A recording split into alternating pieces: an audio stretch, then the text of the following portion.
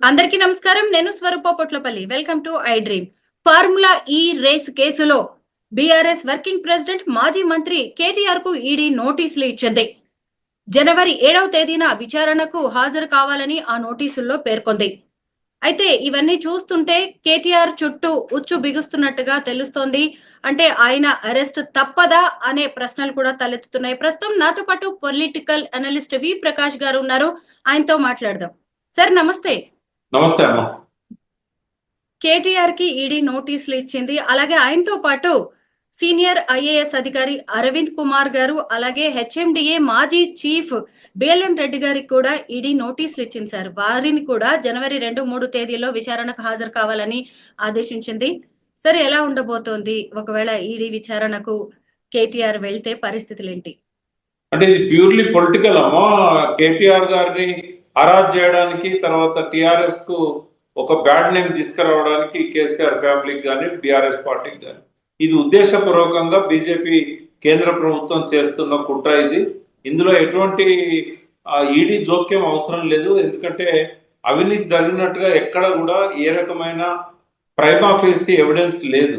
ఏ ఆధారం లేనప్పుడు, అవినీతే అవకాశం లేనప్పుడు ఈడీ జోక్యం అవసరమే లేదు. ఇక్కడ ఇది మనీ లాండరింగ్ అనేది ఇందులో ఏ రకంగా కూడా వర్తించదు. కాబట్టి ఇది కేవలం రాజకీయంగా ప్రత్యర్థులను ఇబ్బంది పెట్టడానికి మోడీ గవర్నమెంట్ మొదటి నుంచి ఏదైతే చేస్తున్నదో అదే కుట్రలో ఇది కొనసాగింపు అని అనుకోవచ్చు. సో ఈ లిక్కర్ స్కామ్ లో కూడా కవిత గారిని అరెస్ట్ చేసినప్పుడు ఏ రకమైన ఎవిడెన్సెస్ వాళ్ళు ప్రవేశపెట్టలేకపోయారు. మా సుప్రీంకోర్టు జడ్జెస్ కూడా దీని మీద కామెంట్ చేశారు. ఇక్కడైతే ఏ ఎవిడెన్స్ దొరికే అవకాశం కూడా లేదు. ఎందుకంటే ఇది ప్యూర్లీ ఇక్కడ అకౌంట్లోకి వెళ్ళి వాళ్ళ అకౌంట్లోకి డబ్బులు ట్రాన్స్ఫర్ అయినాయి. ఏదైనా పేపర్ వర్క్ లో కొంచెం అశ్రద్ధ జరిగి ఉండొచ్చు, లేదా ప్రాసెసింగ్ లో ఏమన్నా పొరపాట్లు ఉండొచ్చు, ల్యాప్సెస్ ఉండొచ్చు. అంతేగాని మనీ దుర్వినియోగం అయిందని మాత్రం ఇక్కడ నమ్మడానికి ఎటువంటి ఆస్కారం అయితే లేదు. కాబట్టి ఇది కేవలం రాజకీయ కక్షతోని వీళ్ళు చేస్తున్నారని నేను అనుకుంటున్నాను. కేటీఆర్ అరెస్ట్ తథ్యం అని చెప్పి పదే పదే రేవంత్ రెడ్డి గారు చెబుతూనే ఉన్నారు. మీరు ఇటు చూసినప్పుడు రాష్ట్రంలో బలమైన ప్రతిపక్షంగా బీఆర్ఎస్ కనిపిస్తున్నప్పుడు బీజేపీ ప్రభుత్వం ఎందుకు కేటీఆర్ ని టార్గెట్ చేస్తుందంటారు? అంటే ఇక్కడ బీఆర్ఎస్ ప్లేస్ లో బీజేపీ రావాలనుకుంటుంది.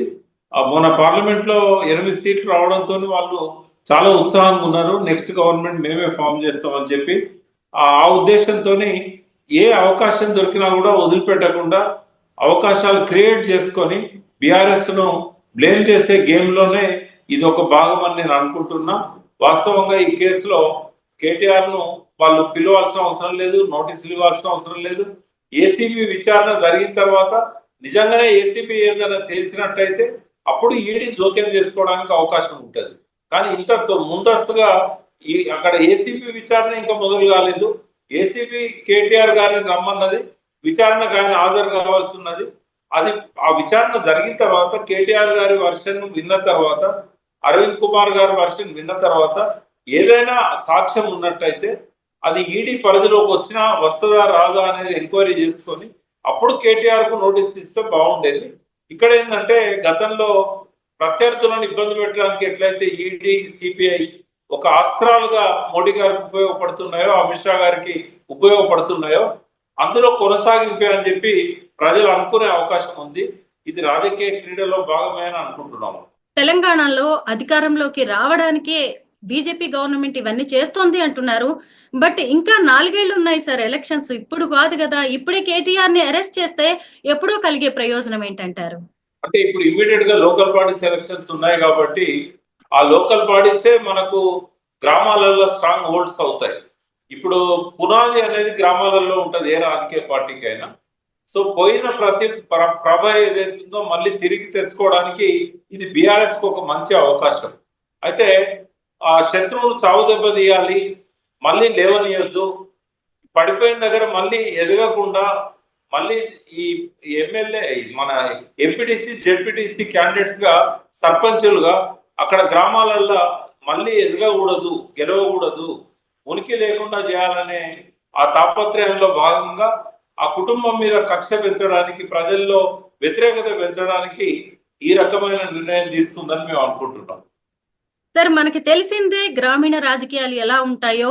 రూరల్ స్థాయిలో చూసినప్పుడు ఖచ్చితంగా లోకల్ రీజనల్ పార్టీస్కే మన ఓటర్స్ మొగ్గు చూపుతూ ఉంటారు. ఇవేమి ఎంపీ ఎలక్షన్స్ కాదు, పార్లమెంట్ ఎలక్షన్స్ కాదు బీజేపీ లాంటి పార్టీకి ఓటు వేయడానికి. అలాంటప్పుడు కేటీఆర్ ని అరెస్ట్ చేస్తే అది సానుభూతిగా మారుతుందే తప్ప బీజేపీకి ఓటు బ్యాంక్ గా మారే ఛాన్స్ ఉందంటారా?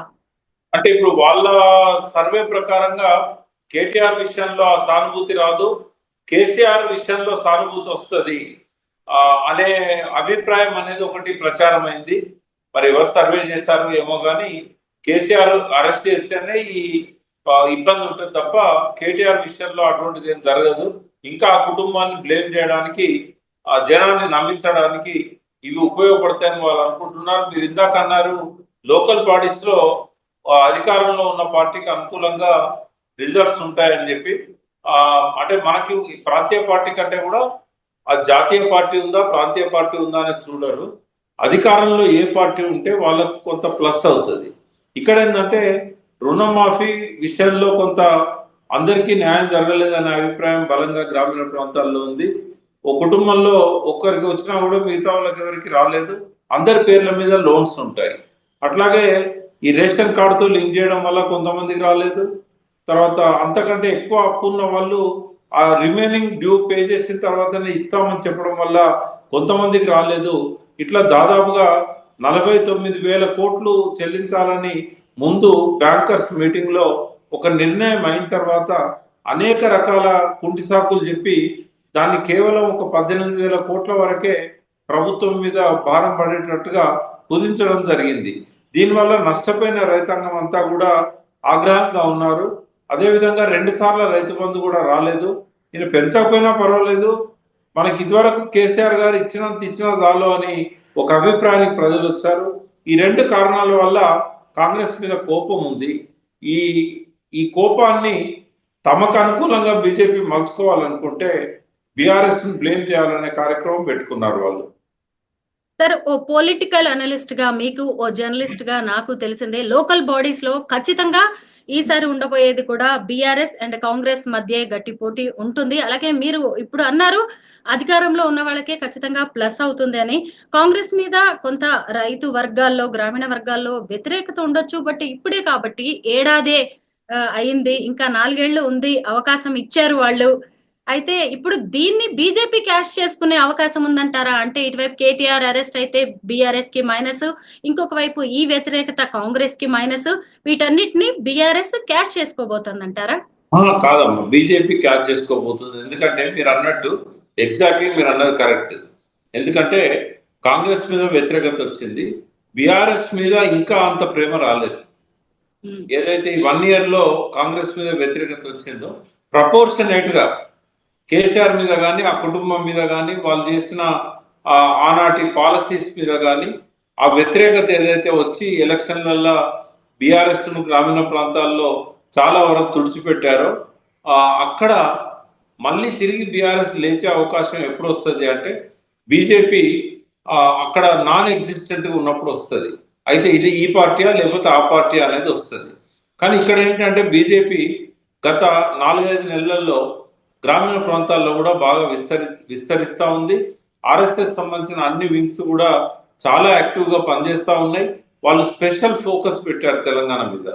కాబట్టి గ్రామీణ ప్రాంతాలలో పట్టు సంపాదించాలంటే ఇటువంటి అవకాశాలను వాళ్ళు వదులుకోరు. ఎందుకంటే కాంగ్రెస్ మీద వచ్చిన వ్యతిరేకతను బీఆర్ఎస్ కి అనుకూలంగా మార్చకుండా మధ్యలో నుంచి వాళ్ళు డైవర్ట్ చేసుకోవాలని చెప్పి ప్లాన్ చేస్తున్నారు. దానిలో భాగమే ఈ కేటీఆర్ ను ఇరికించడం. అవసరమైతే ఆ టైం కల్లా ఆయన అరెస్ట్ చేసినట్టయితే ఆయన గ్రామీణ ప్రాంతాల్లో క్యాంపెయిన్కి వెళ్ళాడు, తిరగడు. ఎందుకంటే ఫిబ్రవరి 2వ వారం 3వ వారం నుంచి బీఆర్ఎస్ బలోపేతం కావడానికి అన్ని రకాల ఆలోచనలు చేస్తున్నది. అక్కడ ఒక బహిరంగ సభ కూడా నిర్వహించాలి ఉత్తర తెలంగాణలో.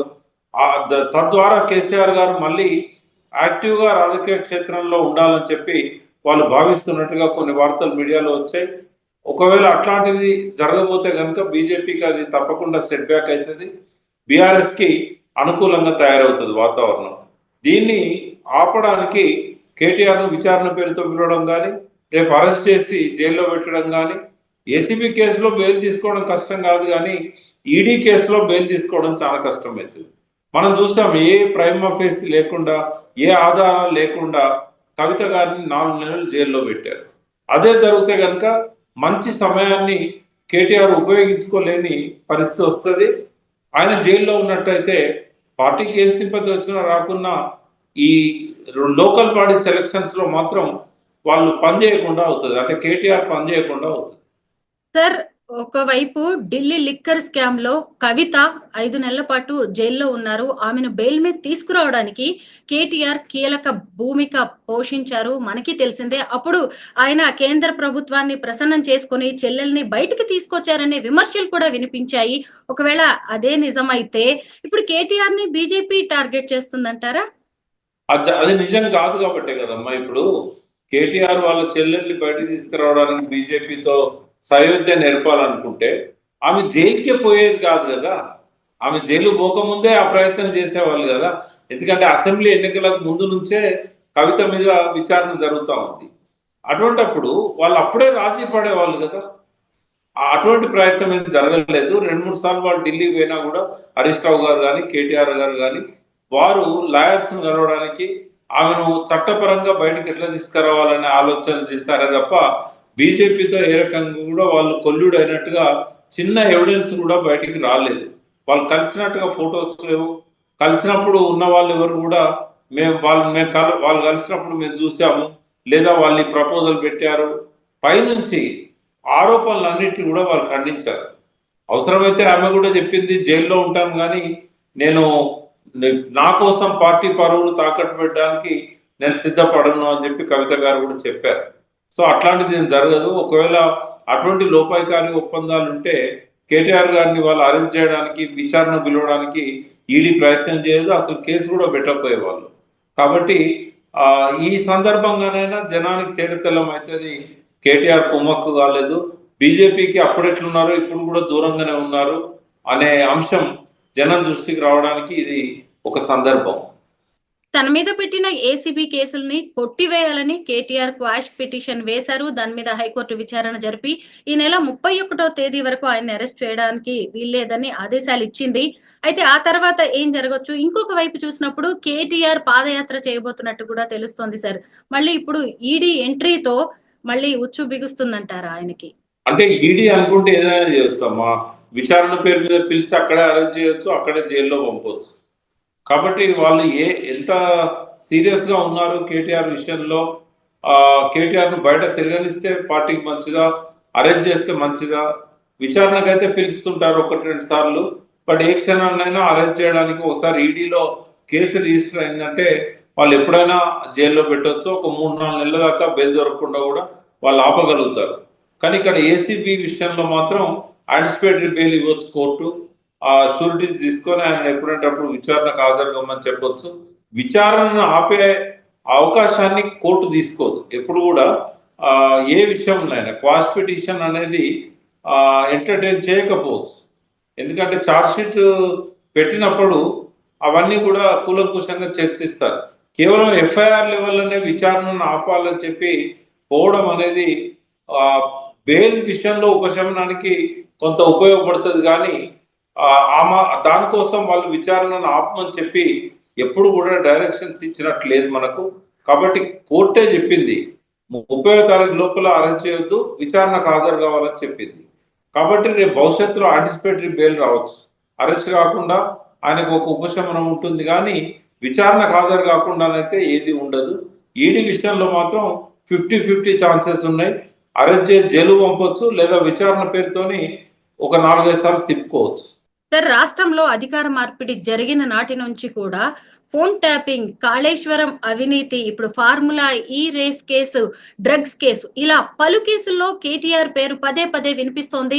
ఇవాళ అరెస్ట్ అవుతారు, రేపు అరెస్ట్ అవుతారు అంటూ ఫీలర్స్ ఇస్తున్నారు. ఒకవైపు చూసినప్పుడు రాష్ట్ర ప్రభుత్వం, కాంగ్రెస్ ఆయన్ని టార్గెట్ చేస్తుంది. అటు చూస్తే మీరు చెప్తున్నట్టుగా సెంట్రల్లో ఉన్న బీజేపీ ప్రభుత్వం కూడా ఆయన్ని టార్గెట్ చేస్తుంది. ఎందుకు? ఒక బలమైన నాయకుడుగా కేటీఆర్ ఉండడం వల్లే, అలాగే ప్రతిపక్షంగా కూడా బీఆర్ఎస్ బలమైన పాత్ర పోషిస్తుండడం వల్లే ఆయన టార్గెట్ చేస్తున్నారంటారా? అంటే మన సమాజంలో ఇంకా పూర్తిగా చైతన్యం రాలేదమ్మా. తెలంగాణలో వట్టి ఆవేశపరులు ఎక్కువ ఉంటారు, ఆగం అనేది ఎక్కువగా ఉంటుంది. గద్దెగిరిందంటే ఎద్దెగిరిందని చెప్పినా కూడా నమ్మే జనం ఉన్నప్పుడు ఇటువంటి వాటి అన్నిటికీ ఆస్కారం ఉంటుంది. ప్రజల్లో చైతన్యం వచ్చినప్పుడు ఇటువంటి పిచ్చి పిచ్చి కేసులు పెట్టరు, పిచ్చి పిచ్చి ఆరోపణలు చేయరు. ఈ ప్రజల్లో అటువంటి చైతన్యం రావడానికి ఈ రాజకీయ పార్టీలు ఏనాడు కూడా పెద్ద పట్టించుకున్న దాఖలాలు లేవు. ప్రజల చైతన్యం సరిగా లేదు కాబట్టి సోషల్ మీడియాలో వచ్చే అబద్ధాలను నమ్ముతున్నారు కాబట్టి వాళ్ళు ఈ రకమైన కేసులు పెడతా ఉంటారు. ఇక్కడ ఒకటి నేను చెప్పదలుచుకున్నా, ఇప్పుడు 10 ఏళ్ల నుంచి బీజేపీ ప్రభుత్వం కేంద్రంలో ఉంది, 11 ఏళ్ళు. అదేవిధంగా గత 1 ఇయర్ నుంచి రాష్ట్ర ప్రభుత్వంలో కాంగ్రెస్ ఉంది. మరి అవినీతి అవినీతి అని చెప్పి ఇన్ని సంవత్సరాల నుంచి చెప్తున్నారు కదా, ఇప్పటి వరకు ఏ ఒక్కటైనా నిర్దిష్టంగా ఇగో ఈ ఆధారం దొరికింది, మీరు అవినీతి చేశారు అని చెప్పి కేసు పెట్టగలిగారా? 1,00,000 కోట్లు తిన్నారు కాళేశ్వరంలో అని బదనాం చేశారు, ప్రచారం చేశారు. ఒక 1000 రూపాయలు తిన్నట్టు ప్రూవ్ చేసినా కూడా ఈ పాటికి కేసీఆర్ కేటీఆర్ జైల్లో ఉండేవాళ్ళు కదా, హరీష్ రావు కానీ. మరి వాళ్ళకి ఎందుకు దొరుకుతలేదు? ఇప్పుడు కాళేశ్వరం కమిషన్ విచారణ ప్రారంభమై కూడా దాదాపు 8 నెలలు అవుతున్నది. మరి విచారణ సమయంలో ఏ ఇంజనీర్ అయినా లేకుంటే ఏ కోదండరాం లాంటి వాళ్ళు కానీ, ఆయన ఎవరు కేంద్ర సలహాదారు వెదిరే శ్రీరామ్ లాంటి వాళ్ళు కానీ, ఇక్కడ అటెండ్ అయిన కొంతమంది కానీ, అఫిడవిట్ ఇచ్చిన వాళ్ళు కానీ ఫలానా అవినీతి జరిగింది అని నిర్దిష్టంగా చెప్పగలిగారా? వాళ్ళ కుటుంబం నుంచి కేటీఆర్ గారు దీనిలో ఇన్వాల్వ్ అయి ఉన్నాడని ఏ ఒక్క ఆధారమైన, అర్బన్ డెవలప్మెంట్ మినిస్టర్గా పనిచేశాడు, ఇండస్ట్రీస్ మినిస్టర్గా పనిచేశాడు, వాళ్ళు చూపెట్టదలుచుకుంటే ఐటీలో కానీ ఎక్కడైనా అవినీతి ఇప్పటి వరకు ప్రజలు నమ్మే విధంగానైనా చూపెట్టగలిగారా? అంటే 11 ఏళ్ళ నుంచి దొరకంది ఇప్పుడేం దొరుకుతుంది? ఇది కేవలం ఏంటంటే బ్లేమ్ గేమే తప్ప నిజంగా అక్కడ అవినీతి జరిగినట్టయితే ఎప్పుడో దొరికేవాళ్ళు. ఎంతకాలం అవినీతి నిజంగా చేస్తుంటే దొరకకుండా తప్పించుకోగలుగుతారు? కాబట్టి ఇది రాజకీయంగా బ్లేమ్ చేయడానికి, మీడియాను ప్రజల అటెన్షన్ని అటువైపు అట్రాక్ట్ చేయడానికి ఇవన్నీ జరుగుతూ ఉన్నాయి. ఈడీ మనీ లాండరింగ్, ఈడీ రాకతోనే ఇప్పుడు ఈ కేసు తీవ్రత ఏంటో మనకి అర్థమవుతూనే ఉంది సార్. ఇప్పటికే కవిత ఢిల్లీ లిక్కర్ స్కామ్ లో బెయిల్ మీద బయట ఉన్నారు. ఒకవేళ కేటీఆర్ కూడా జైలుకి వెళ్లాల్సి వస్తే కేసీఆర్ పరిస్థితి ఏంటి? ఎందుకంటే 2 సార్లు ముఖ్యమంత్రిగా ఉన్న వ్యక్తి కొడుకు కూతురు ఇలా జైలు పాలు అయితే బీఆర్ఎస్ ప్రతిష్ట ఏమైనా మసకబారే ఛాన్స్ ఉందంటారా?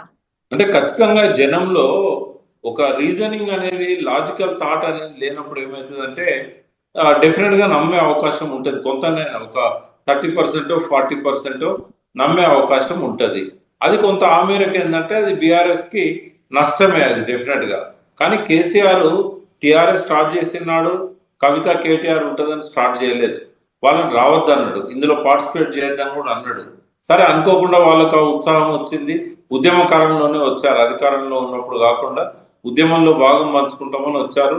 వాళ్ళు కంటిన్యూ అవుతున్నారు, వాళ్ళు సమర్థులు అని చెప్పి నిరూపించుకున్నారు. బెస్ట్ పార్లమెంటేరియన్ అవార్డు కవిత గారికి వచ్చింది, best IT minister and industry minister అని చెప్పి రిజల్ట్స్ ఇచ్చి ఆయన ప్రూవ్ చేసుకోగలిగాడు కేటీఆర్.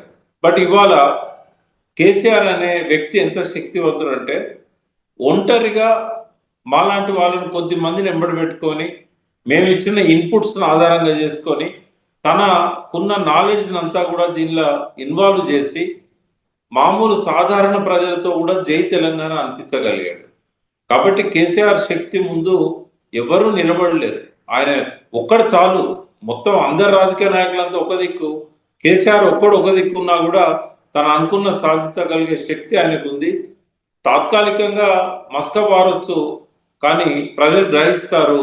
ఇప్పటికే చాలా వరకు అర్థమైంది, కేసీఆర్ను పోగొట్టుకొని మనం ఏం నష్టపోయినాం అనేది ఇవాళ ఎవరిని అడిగినా కూడా వాళ్ళు 5-10 నిమిషాలు చెప్పగలుగుతున్నారు.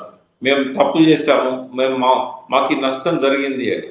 సరే, ఇంకా కేసీఆర్ గారు వెంటనే అధికారంలోకి వచ్చే అవకాశం లేదు కాబట్టి ఆయన కూడా రేవంత్ అనేవాడు చిన్న కార్యకర్త కేసీఆర్ ముందు. ఇదే పార్టీలో కేసీఆర్ గారిని అపాయింట్మెంట్ దొరకక కలవడానికి రోజుల కొద్దీ వెయిట్ చేసిన రేవంత్ రెడ్డి గారు అనుకోని పరిస్థితుల్లో ముఖ్యమంత్రి అయింది కాబట్టి ఇవాళ ఆయనే పిచ్చుక మీద బ్రహ్మాస్త్రం వేయడం ఎందుకు, ఒక 1 ఇయర్ పాటు మనము దూరంగా ఉంటే మంచిది, మనం అతని మీద కామెంట్ చేయకపోతేనే బెటర్ అని చెప్పి ఆయన అనుకున్నాడు. అవమానపరిచి కేసీఆర్ను రాకుండా చేయాలని చెప్పి రేవంత్ రెడ్డి అనుకున్నాడు. పదే పదే అంటాడు రేవంత్ రెడ్డి, అసెంబ్లీకి రా, ఇక్కడికి రా, అక్కడికి రా. కానీ ఆయన రావాలనే ఉద్దేశం రేవంత్ రెడ్డికి లేదు. ఎందుకంటే కేసీఆర్ వచ్చినట్టయితే ఆయన టవరింగ్ పర్సనాలిటీ ముందు ఈయనది సరిపోదు. కాబట్టి ఆయన రాకుండా ఆపాలంటేనే రమ్మని చెప్పి డిమాండ్ చేయడం అన్నట్టు. కాబట్టి నిజంగా కేసీఆర్ సభలో కూర్చుంటే రేవంత్ రెడ్డి డొల్లతనం అనేది ప్రజలకు తెలుస్తుంది.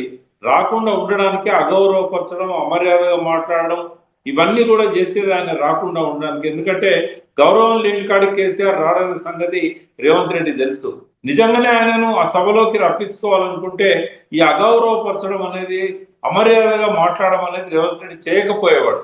ఉద్దేశపూర్వకంగానే ఆయన సభలోకి రాకుండా ఈ దుర్భాషలు, నీచ భాషలు మాట్లాడుకుంటూ రేవంత్ రెడ్డి డ్రామా చేస్తున్నాడు.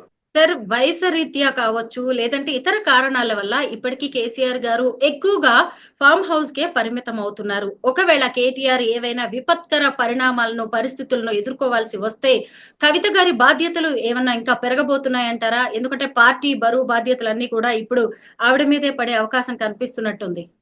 అట్లా కాదమ్మా, కేసీఆర్ గారు ఎవరికి ఇవ్వడు. పార్టీ అధ్యక్ష బాధ్యతలలో ఆయన ఉంటాడు. రేపు ఒకవేళ మళ్ళీ గవర్నమెంట్ ఫామ్ చేసినా కూడా ఆయనే చేస్తాడు తప్ప కొడుకు కానీ బిడ్డకు కానీ అధికారం మార్పిడి చేసే అవకాశం అసలే లేదు. ఆయన ఎక్కడున్నా కూడా ఆయన బ్రెయిన్ మాత్రం చాలా యాక్టివ్గా పనిచేస్తుంది. మనందరం అనుకుంటాం ఆయన రెస్ట్ తీసుకుంటున్నాడని, కానీ ఆయనకి ఎప్పుడు రెస్ట్ అనేది ఆయనకు తెలియని విషయం అది. నేను చాలా సంవత్సరాలు ఆయనతో రాత్రింబవళ్ళు అసోసియేట్ అయిన వ్యక్తిని. రెస్ట్ అనేది ఉండదు ఆయన జీవితంలో. ఆయన ఫ్యామిలీ మెంబర్స్తో కూడా ఒక గంట సేపు సంతోషంగా ఎప్పుడు గడిపిన దాఖలాలు కనబడవు మనకు. అధికారంలో ఉన్న 10 ఏళ్లలో కానీ, అంతకుముందు 14 ఏళ్లలో కానీ ఆయన మైండ్ ఎప్పుడు రెస్ట్ తీసుకోదు. ఆయన ప్రశాంతంగా ఉన్నాడు అని అంటే ఒక తుఫాన్ ఏదో రాబోతుందని మనం అర్థం చేసుకోవాలి. తనను తను రిజ్యూనేట్ చేసుకోవడానికి ఈ కాలాన్ని ఆయన ఉపయోగించుకుంటున్నాడు. ఆరోగ్యం బాగుంది. అదేవిధంగా ఆ మైండ్లో కూడా ఆయనకు 10 ఏళ్ళ ఫ్యూచర్ ప్లాన్ ఉంటుంది ఎప్పుడు. కాబట్టి మనం తక్కువ అంచనా వేయడానికి లేదు. మళ్ళీ కేసీఆర్ ముఖ్యమంత్రి కావడానికి కావాల్సిన అన్ని రకాల ఏర్పాట్లను ఆయన ఇప్పటికే మైండ్లో చేసుకొని ఉంటాడు. కొంతకాలం వేచి చూస్తాడు తప్ప ఆయన అనుకున్న పద్ధతిలోనే పార్టీని నడిపించడానికి రాబోయే 1-2 నెలల్లోనే అన్ని రకాల సన్నాహాలతోని ఆయన మళ్ళీ ప్రజల ముందుకు వస్తాడు. మొత్తం మీద కేటీఆర్ గారి అరెస్ట్ కు దారితీస్తున్న పరిస్థితులు, అలాగే ఈడీ రాక, ఇవన్నీ కూడా రాజకీయమేనని, ఇప్పుడు రాబోయే స్థానిక సంస్థల ఎన్నికల్లో తమ బలాన్ని నిరూపించుకోవడానికి బీజేపీ ప్రయత్నిస్తోందని సీనియర్ పొలిటికల్ అనలిస్ట్ వి ప్రకాష్ గారు చెబుతున్నారు. వీటన్నిటి మీద ప్రజల్లో చైతన్యం, అవగాహన రావాల్సిన అవసరం ఉందని ఆయన అభిప్రాయపడుతున్నారు. Thank you so much sir. Thank you.